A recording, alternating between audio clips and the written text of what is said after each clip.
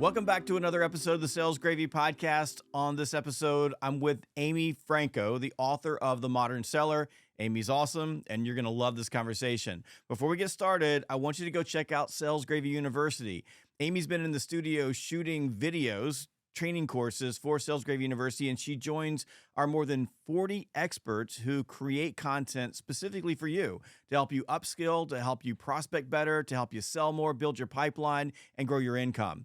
And right now, if you've never taken a course on Sales Gravy University, you can use the code FREECOURSE to get any course on the platform absolutely free.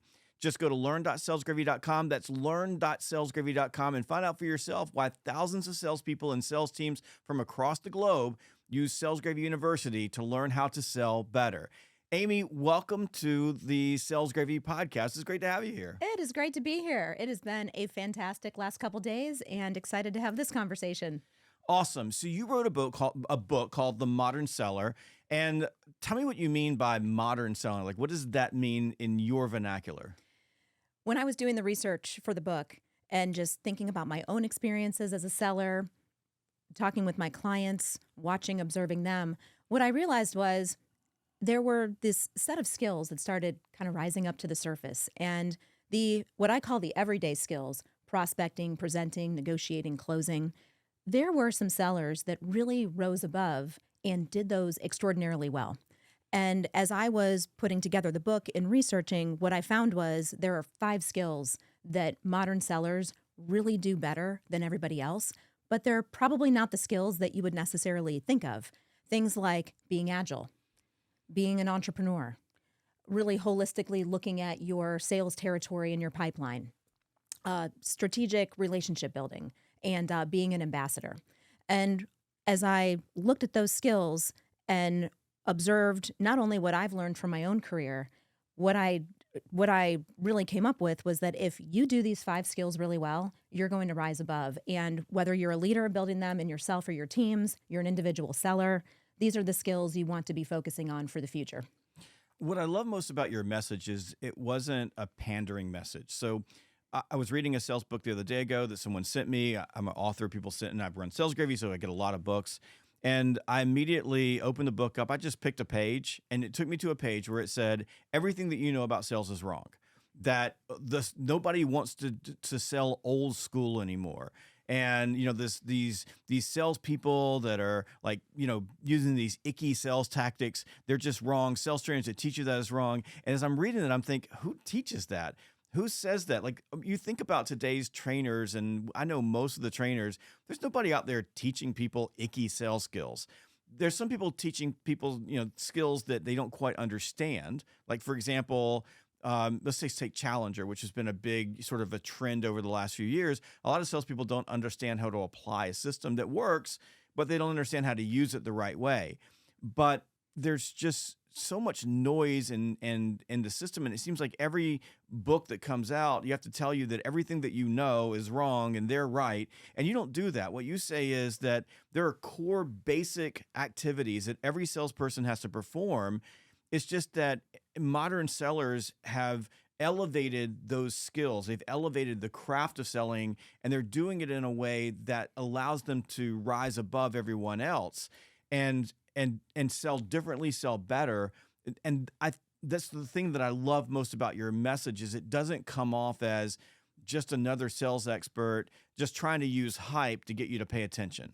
Well, and something that you said about the application of skills, that's probably one of the biggest differences in modern selling is the level of business acumen that sellers are expected to have. It is not simply coming in and having a feature, benefit, price type of conversation. You really have to know and be willing to study the client's business, their industry, because you can no longer walk in and have those what I call more transactional type of conversations. There really have to be deeper, more business-oriented conversations. So there's this level of business acumen that modern sellers displayed that other sellers maybe don't, or maybe they just need to focus on those skills. Because in the end, a modern seller is someone who is really a true differentiator, which can be a little bit of a buzzword, but a true differentiator and someone who stands out for their clients. And I would say that the best sellers that I see out there right now, they really can't be separated from their product or service because they are as important to the equation of the client's Yes. success as what it is that they sell. Yes. Well, I wrote a book called People Buy You because that's the truth. They're going to buy you first. They're going to then buy your product and service. However, in modern selling, and I want to delineate just a little bit, there are sales out there that are completely transactional. Absolutely. That it's a very short cycle sale. You're going to have 1 to 3 closes, and business acumen matters to be able to connect with that person and build value bridges from what you do to their business problems and issues and opportunities.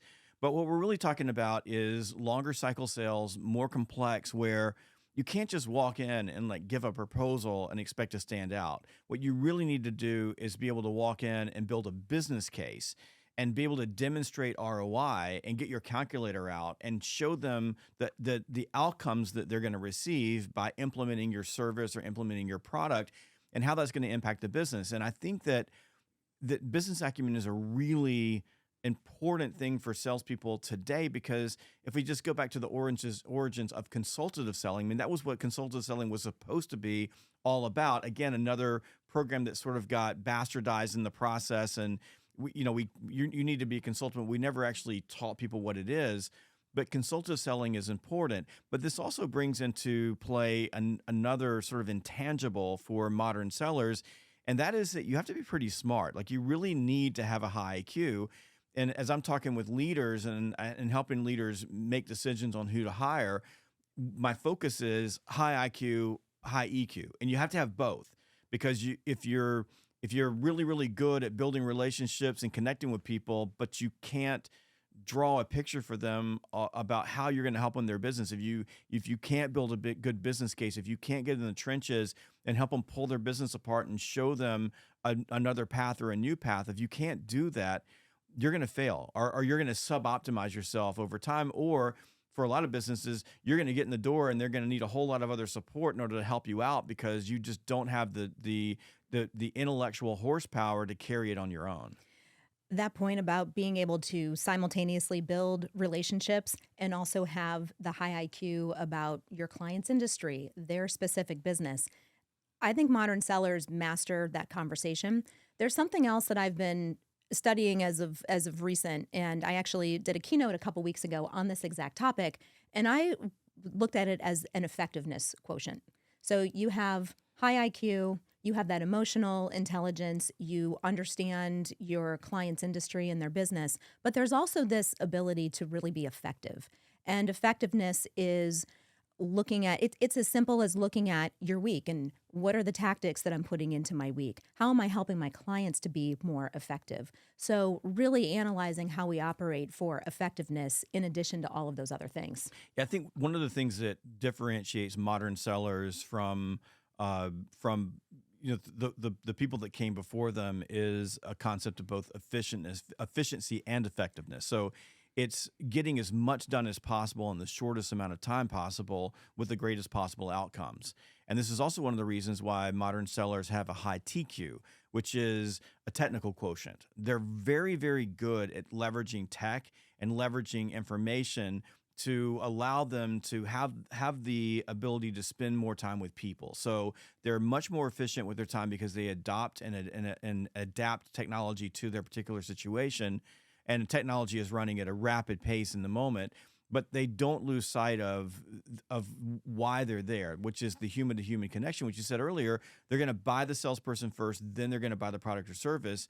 And I'll give you an example of this. We're doing a massive change in the studios that you're sitting in right now. So we're building a brand new network in this building. We've grown as a company to the size where we need to outsource our IT services. Don't call me. I've already got someone doing this, folks. I know I'm going to get hammered with prospecting calls, but we're looking at 2 different companies.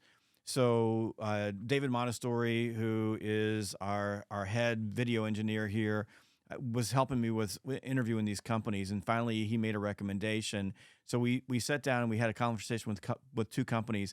We chose the company. When I walked away, I said, that rep knows his stuff. Like, he did his research on our company. When I'm asking him questions, he has a crisp answer to the questions. There's no BS. There's no hesitation. He understood what he was doing, And he was also smart enough to say, what you just asked is beyond the scope of my ability. I'm an account executive, but my director and our technical engineer will be able to help with those things once we get this implemented. But I can assure you that I have clients that we do this for. I just don't have the technical knowledge to explain that. But he did it in such a confident way that I said, this is the person we need to do business with. And I went to our CFO and said, this dude, like, he knows what he's talking about. And I've had very few conversations with sellers where I felt that comfortable with buying them, just because of the way that he was interacting. He was smart, he was crisp, he was confident, and all of those things came through and drove that buying decision. I'm going to bet he didn't show up to the meeting in a sweatshirt. He did not show up to the meeting in a sweatshirt. He did not. He was a professional. He was a true professional. And we're talking about, over the course of 5 years, a contract that's going to go well into the six figures and transform our business.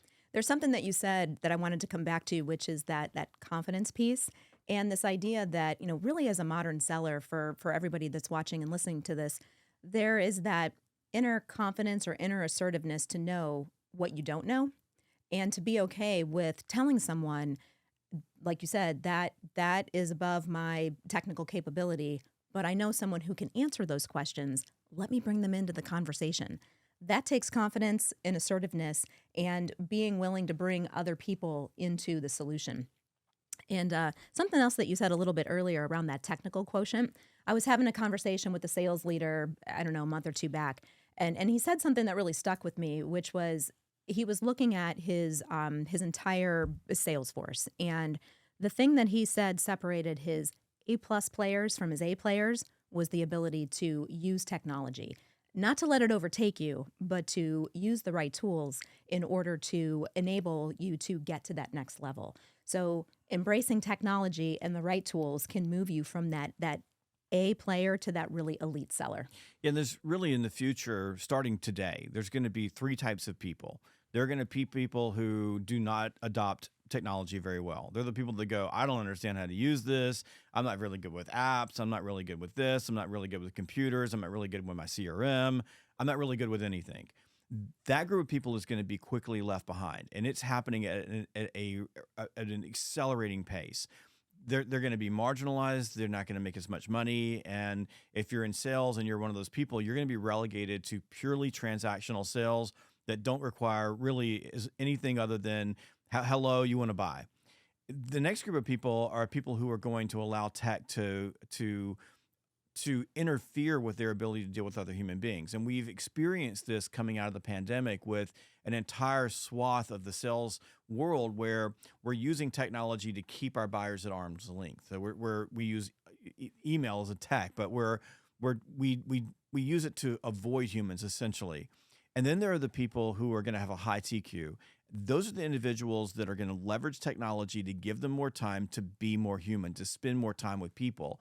And I think that in modern selling, suddenly this spending time with people, interacting with people in real time, not asynchronous like an email, not asynchronous like a video, but real time, we're really talking to each other, that has reached a premium in terms of its value to organizations. And even more so as we move into the age of AI, where there's fake of everything. Like, even a video could be fake. We were reading an article in the Wall Street Journal this morning about the ability to create a video of yourself and then feed it lines, and then it looks like you, it talks like you, it doesn't exactly act like you, but it's fake enough that you could use that to send videos to people. That's not going to work. What works is what we're doing. We're talking with each other, we're having a conversation, and we're doing that in real time, human to human.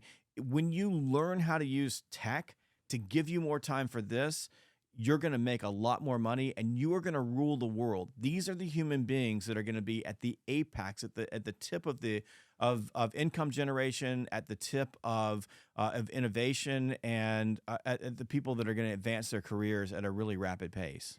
On that topic of time, and we think about how we can leverage tech to create more time, and that time being at a premium. Managers, CEOs, anybody who's in a leadership role spend a minimum of a third of their week in meetings. CEOs, execs, at least half of their week in meetings. So when we talk about time being at a premium, modern sellers know how to be so valuable to those in leadership roles that they're willing to give up the little bit of time that they have for those conversations. Whether it's something like this, where we're seated across from each other in person, whether we're doing something on video, there's a huge competition for time. And modern sellers have figured out how to be valuable, not only with their own time, but maximizing the time of the people that they're with so that they actually look forward to that conversation. They're not going to get canceled or rescheduled because they're the ones showing up, really showing that value. But that value comes from business acumen. So this is one of my like heartburns over the last, say, 10 years. Over the last 10 years, this whole concept of you need to provide insights has come into vogue. And marketing organizations and even platforms like Big Ten Can have been built around like getting insight into a place that then allows sellers to broadcast that insight to executives.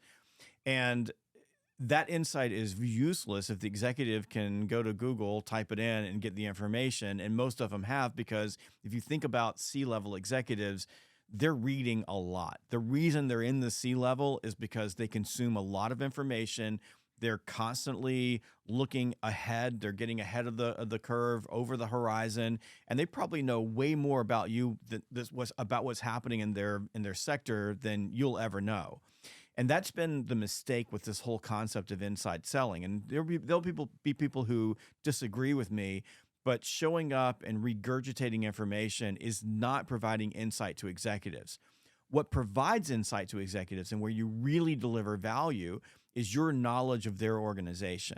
So if you think about, I'm even a business owner, like I'm a small company, but at my level, there are a lot of things happening in my organization that I don't know about. Now, you've probably hung around me long enough to know that I'm poking my fingers in everything and just keeping my ear out, but you kind of have to do that.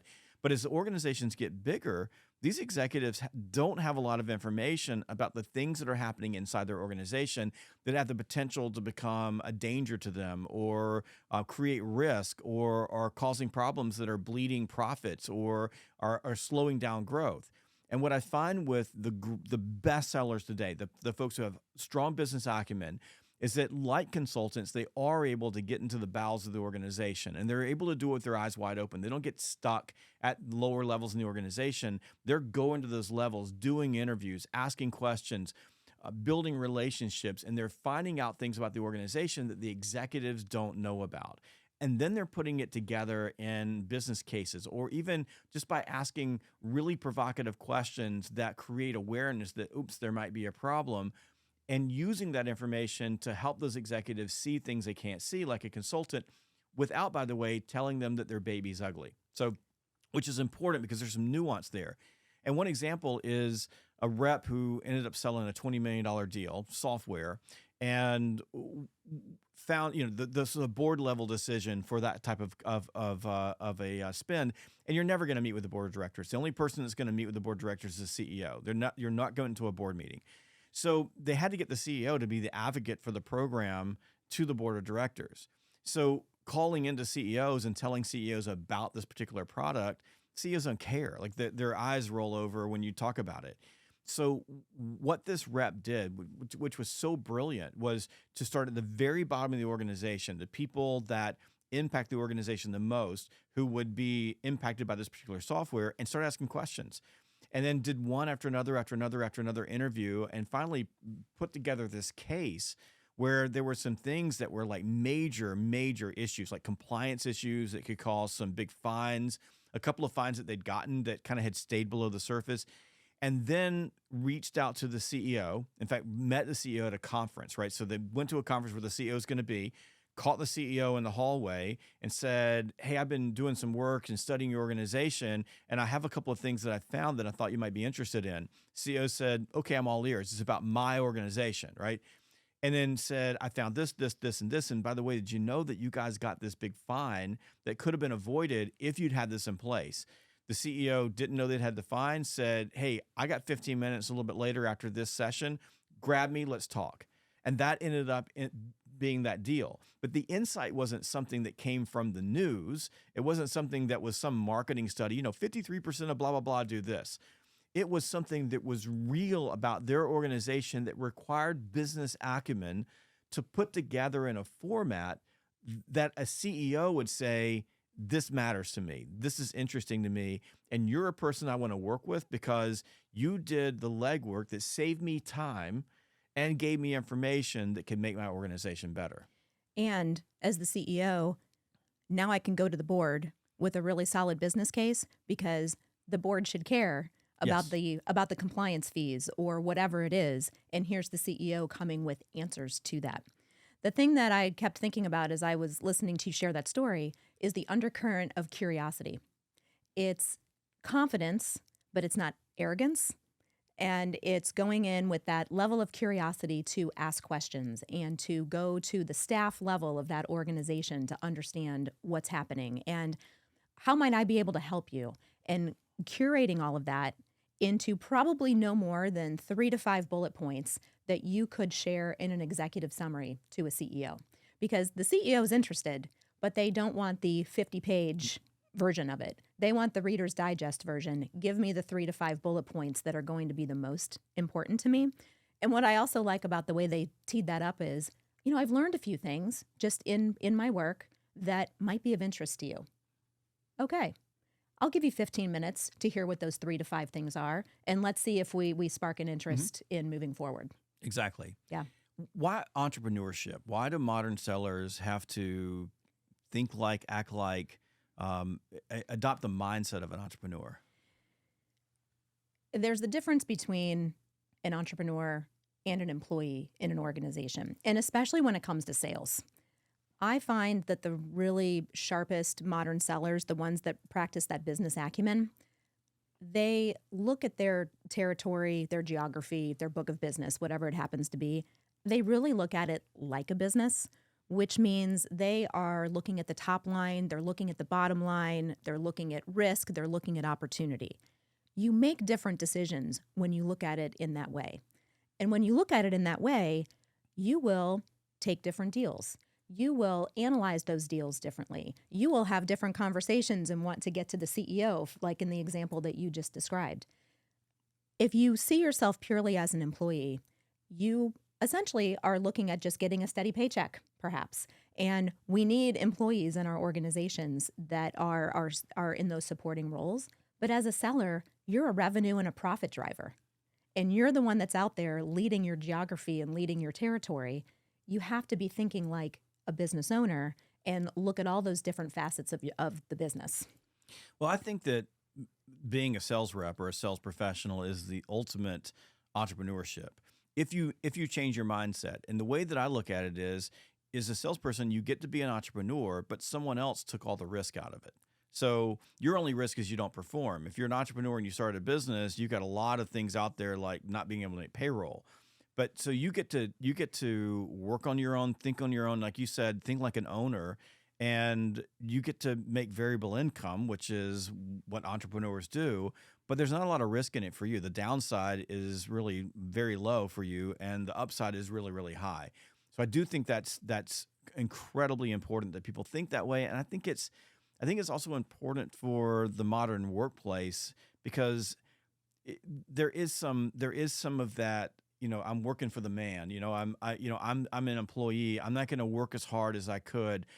I think that as we move into a time of a lot more volatility, a lot more uncertainty, potential recessions, we've got a lot of just disruption all over the world, and employment is beginning to come back to a normal time period where there are more jobs or more openings, and we're requiring people to be super smart for those jobs.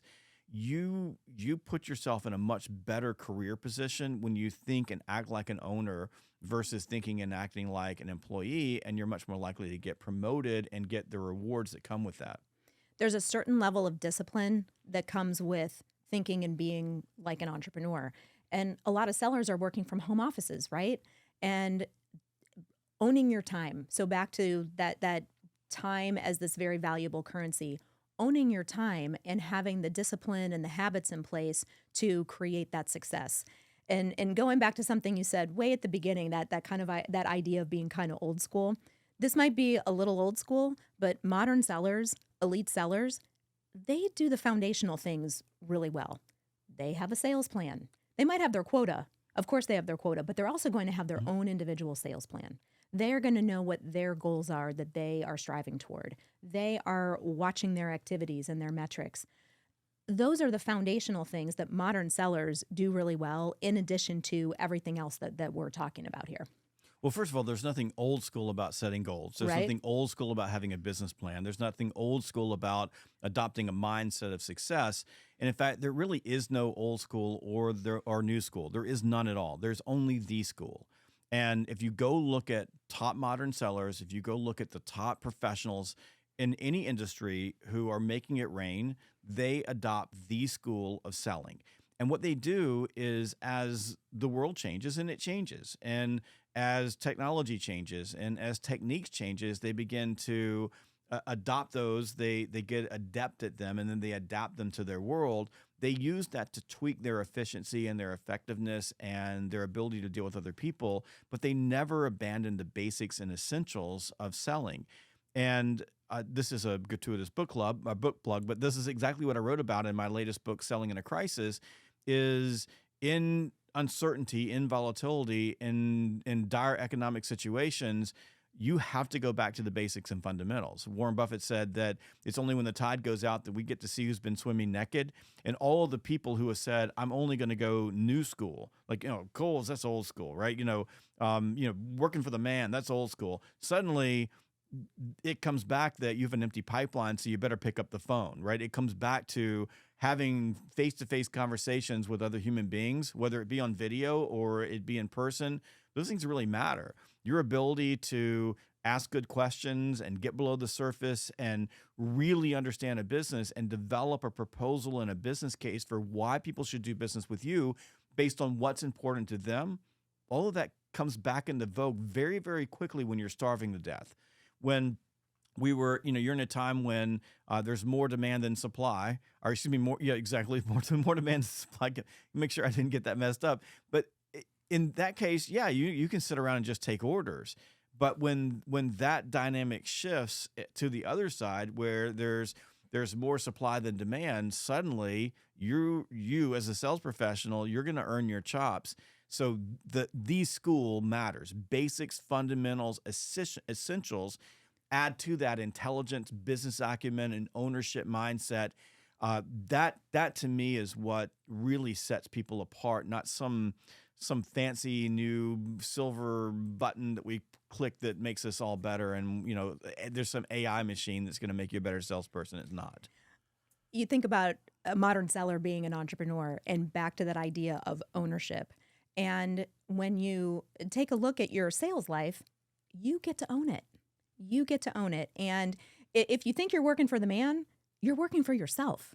So do you create the right environment for yourself to be successful? Because like you said, I 100% agree. Sales is the best job in the world.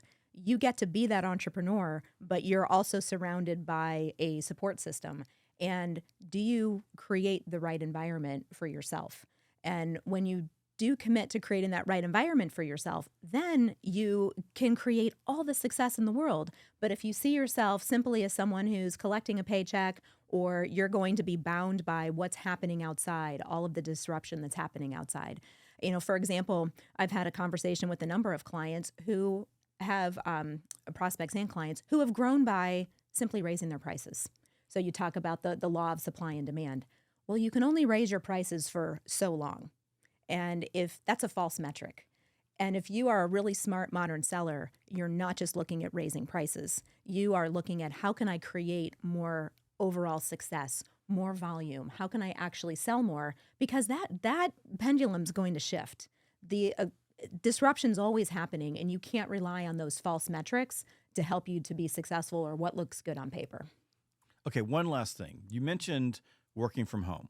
So over the last few years, there is a movement out of office buildings into homes. And right now we have a movement out of homes back into office buildings because those same CEOs that we're selling to have had enough. Like they saw productivity rise, and now they're seeing that productivity is not rising. In fact, it's shrinking, and people working at home are distracted. They're not doing their job. And that doesn't mean everybody, but in general, we're not getting the productivity. So executives are saying, I've had enough of this. But if we think about selling, and I really do believe that there is a rebirth of field sales. I mean, I think everything went inside for a long time, and companies are recognizing that if you've got a large, complex product or software or service, you need to have salespeople who are sitting in front of their prospects and doing the things that we were been talking about, being able to build a business case, being able to connect the dots. But I was in 1994 working from my home as a salesperson. I was a field sales rep. I had an office, but I never went there because I got up in the morning and I made prospecting calls, and then I was in my car and I was with clients all day long. And there are lots of people who do that. My son right now, who works for Comcast Business, that's what he does. He gets up in the morning and he's on the street and he's knocking on doors and he's got to hit his quota. And if you don't hit your quota, you're in trouble. So I think that in this world where people want that independence, a lot of employees are going to lose that because they failed. But field salespeople in particular, and some inside salespeople, so individuals who sell primarily over the phone and video, those individuals are going to earn the right to stay in the field or continue to work from home, which to me is the ultimate freedom. I loved it. I was good at it. But you have to be able to hit your quota and exceed your quota. So you need those goals. But if you perform, that's what I love about sales. If you're performing, you just tell the boss, this is what I'm going to do, because nobody is going to dictate to their top salesperson what they should do. Oh, you're going to have to come in the office at 8 o'clock in the morning and be here with everybody. The top salesperson is going to go, great, I'll just take my talent someplace else. What advice do you have for salespeople in modern times when we have all of this flux for where people work, for maintaining your status of, I get to work from home? I'd offer up maybe two things. The first is looking at the relationship that you have with your direct manager and also your leadership team. Do you maintain a healthy, connected relationship with your chain of command, essentially? The better relationships that you build around you with your leaders, the more that they know what it is that you're doing. You're not just out there, they have no idea what's going on because you maintain that relationship. That's one thing that I would offer up. And by the way, that's partly EQ, right? The ability to build those relationships and the awareness of stepping in their shoes and recognizing that if they don't have information that's coming from you about what you're doing, they have fear. And where they have fear, they panic. And if they panic, you're coming back in the office so they can look at you so that they have peace of mind that they know what you're doing. In the absence of good information, we make up stories. Yes. And those are the stories that they start to make up. So that relationship piece is really important. The second thing that I would offer, and I say this goes back to the fundamentals, what are your habits? How do you discipline your day? Are you doing the right strategic activities? Because if you're doing the right strategic activities and you're tracking them in the way that they need to be tracked, your leadership knows that you're doing the right work. And then that speaks volumes when you exceed your quota. So it's discipline, it's habits, it's your sales plan, it's those fundamentals that make you work toward excellence. But you also have to want the excellence. You have to have that internal fire, that internal motivation that says, I own this, I own my day, I own my sales life, and I'm willing to build those habits and essentially make those sacrifices to be successful, because that work at home and that being in front of your clients, that's a privilege to be able to do that.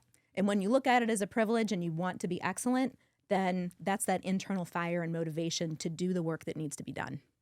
Amy Franko is the author of The Modern Seller. You can pick that up at Amazon.com and find out more about Amy Franko at amyfranko.com. And you yesterday shot 22 courses that are going to be going on the SalesGravy University digital learning platform. And before we go, what was your experience? What was that like? And what can people expect from the courses that we'll be editing and putting up over the next month or so? Well, first, the experience was so much fun. I mean, really getting into the studio, it's intense work. You talk about having to have habits and discipline and being ready. It's intense work to do that, but it's also a lot of fun. And I hope that shines through when people get the opportunity to see those courses. What you can expect is a lot of really practical strategies, but also tactics across a variety of topics, from planning out your prospecting to how you qualify opportunities to some of the mindset pieces. How do we think about our approach to sales and think about ourselves? Things like executive presence that you can really use and learn from to build that entire modern seller package, if you will. Wonderful. I can't wait to get those up. I think the folks who are using Sales Gravy University, our team, our subscribers, our LMS integrators, they're going to absolutely love it. And thank you so much for joining me here on the Sales Gravy podcast. And folks, if you want to go check out the courses on Sales Gravy University, if you're a first-time user, you've never taken a course before, you can use the code FREECOURSE to take any course you want on the platform. Anyone, pick whatever course makes you happy. Give it a try. You're going to love it. Go to learn.salesgravy.com, learn.salesgravy.com, and we'll see you next time on the Sales Gravy podcast.